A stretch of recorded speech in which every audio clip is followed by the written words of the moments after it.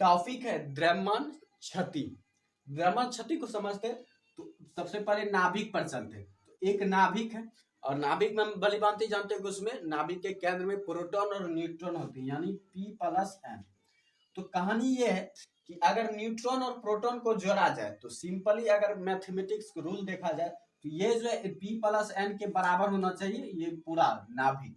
जैसे कि मान लीजिए एक झोला है, अगर झोला में हमने जो 10 आम डाले हैं, 10 आम हमने डाले एक झोले में, तो 10 आम का जितना कुल द्रव्यमान होगा तो झोला को मापने पर, झोला को एक साथ मापने पर भी जो है वो जो उतना ही प्राप्त होगा जितना कि 10 आम मिलके अगर अलग अलग भी नापा जाए और उसके द्रव्यमान को जोड़ा जाए, 10 अलग अलग अगर 10 अलग अलग आम को अगर जोड़ा जाए M1 से लेकर M10 तक द्रव्यमान को अगर अलग अलग माप के जोड़ा जाए और 10 आम को एक साथ जोड़ा जाए तो दोनों में होगा कि दोनों का द्रव्यमान बराबर आएगा, दोनों का द्रव्यमान बराबर आएगा। चाहे आम को आप अलग अलग नाप के जोड़िए या एक ही साथ माप दीजिए, दोनों का द्रव्यमान एक ही आएगा।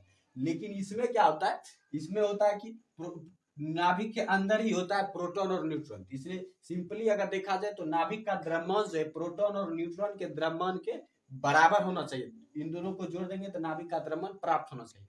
लेकिन एक्सपेरिमेंट से जब नाभिक का द्रव्यमान निकाला जाता है और फिर उसमें उपस्थित जितना प्रोटॉन होता है और जितना न्यूट्रॉन होता है, दोनों के द्रव्यमान को अगर जोड़ा जाता है तो नाभिक के द्रव्यमान के बराबर नहीं होता है। नाभिक के द्रव्यमान से ये ज्यादा प्राप्त होता है, ये जो है ज्यादा प्राप्त होता है और नाभिक का द्रव्यमान कुछ कम ही प्राप्त होता है।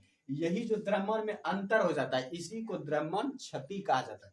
अगर आपसे द्रव्यमान क्षति की परिभाषा पूछी जाए तो सिंपल सी परिभाषा देनी है कि जब वैज्ञानिकों ने प्रयोग द्वारा नाभिक का द्रव्यमान ज्ञात किया और उसमें उपस्थित प्रोटॉन और न्यूट्रॉन के द्रव्यमान को एक साथ जोड़ा तो दोनों में अंतर देखा गया, नाभिक के द्रव्यमान और प्रोटॉन और न्यूट्रॉन के कुल द्रव्यमान का योग, तो दोनों में अंतर देखा गया और द्रव्यमान के इसी अंतर को द्रव्यमान क्षति के नाम से जाना जाता है। ये इसी द्रव्यमान के अंतर को द्रव्यमान क्षति कहा जाता है। तो आप द्रव्यमान क्षति की परिभाषा जो है आसानी से दे सकते हैं।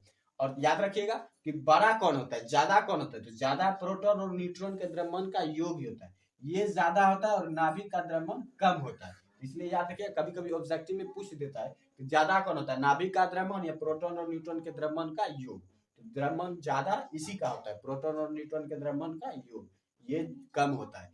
इसलिए अगर मान लिया जाए कि नाभिक का कुल द्रव्यमान है m, प्रोटॉन का द्रव्यमान है mp और न्यूट्रॉन का द्रव्यमान है mn, तो ये तो एक प्रोटॉन का द्रव्यमान हो गया और एक ये न्यूट्रॉन का द्रव्यमान हो गया।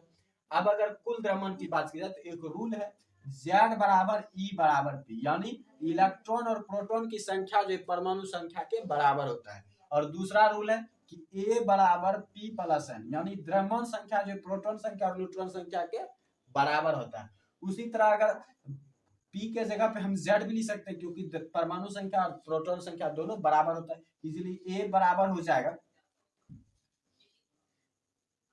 A बराबर इज इक्वल टू हो जाएगा Z+N, Z+N। अब अगर न्यूट्रॉन की संख्या ज्ञात करनी है तो N इज इक्वल टू हो जाएगा A-Z। ये प्राप्त हो गया न्यूट्रॉन की संख्या और ये हो गया प्रोटॉन की संख्या। अब अगर ये तो एक प्रोटॉन का द्रव्यमान हो गया, अगर कुल प्रोटॉन का द्रव्यमान पूछा जाए कि नाभिक में कुल प्रोटॉन का द्रव्यमान कितना होगा, ये हो जाएगा Z/MP, Z/MP, क्योंकि ये एक प्रोटॉन का द्रव्यमान है लेकिन प्रोटॉन है कितना, तो Z है, इसलिए ये इतना हो जाएगा Z/MP। उसी तरह Mn, तो ये हो गया एक न्यूट्रॉन का द्रव्यमान लेकिन न्यूट्रॉन है कितना, A-Z न्यूट्रॉन है, A-Z न्यूट्रॉन है, इसलिए कुल द्रव्यमान हो जाएगा A-Z/Mn, ये हो गया।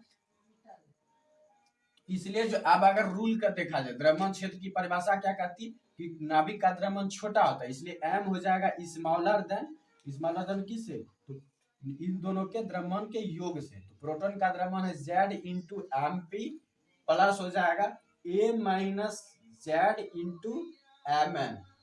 ये इतना हो गया। यही जो है द्रव्यमान क्षति है। अब इसको अगर रूल में आना है, पर फार्मूला बनाए तो फार्मूला के लिए इक्वलिटी साइन देनी पड़ेगी, तो इसे हटाना पड़ेगा। तो द्रव्यमान क्षति की जो संकेत मान लेते हैं डेल्टा एम, द्रव्यमान क्षति को जो डेल्टा एम से सूचित किया जाता है, इसलिए डेल्टा एम इक्वल टू हो जाएगा और तब ये इधर साइड चेंज हो जाएगा, ये साइड चेंज करेगा तो इक्वल टू हो जाएगा Z/MP plus A-Z/Mn minus M, यही जो फार्मूला है, यही फार्मूला द्रव्यमान क्षति कहलाते हैं। तो इस तरह आप द्रव्यमान क्षति का फार्मूला भी याद कर सकते हो और परिभाषा भी बड़ी आसानी से दे सकते हैं। तो अगले वीडियो में हम लोग जो नाभिकीय बंधन ऊर्जा को कवर करेंगे, तो तब तक के लिए आप इसे रिवाइज कर लीजिए।